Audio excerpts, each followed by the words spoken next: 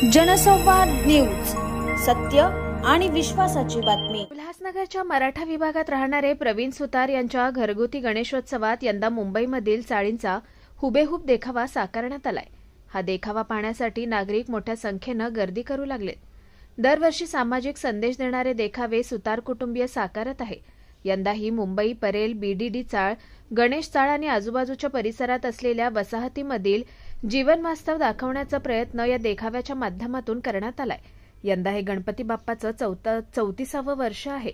सदर देखावा निर्माण करण्यासाठी तब्बल 1 महिन्यांचा कालावधी लागलाय। यात सर्व इको फ्रेंडली साहित्य वापर करून हा देखावा निर्माण करण्यात आलाय।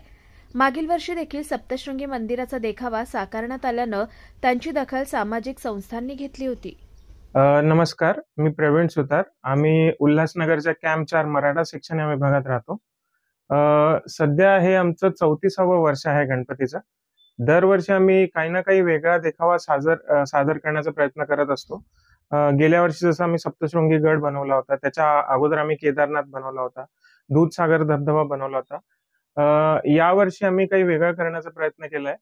मुंबईला दादर, परेल या साईडला जुन्या काळापासूनच्या काही चाळी आहे, तर त्या चाळीचा देखावा आम्ही दाखवण्याचा प्रयत्न केलाय। याच्यात आम्ही छोट्या जेवढा प्रयत्न होईल तेवढे बारीक देखावे दाखवण्याचा प्रयत्न केलाय आणि हे संपूर्णतः आम्ही इको फ्रेंडली बनवलेलं आहे। आपले कार्डबोर्ड पेपर आहे, फाईलचे शीट पेपर असतात, त्याचा वापर केलेला आहे आम्ही। आणि बऱ्याच बारीक गोष्टी जसं तुम्ही बघणार, रद्दी पेपर आहे, सिलेंडर आहे, बऱ्याच गोष्टी दाखवायचा प्रयत्न केलेला आहे। आणि तरी जवळपास आम्हाला एक 30 ते 35 दिवस लागले हे बनवायला।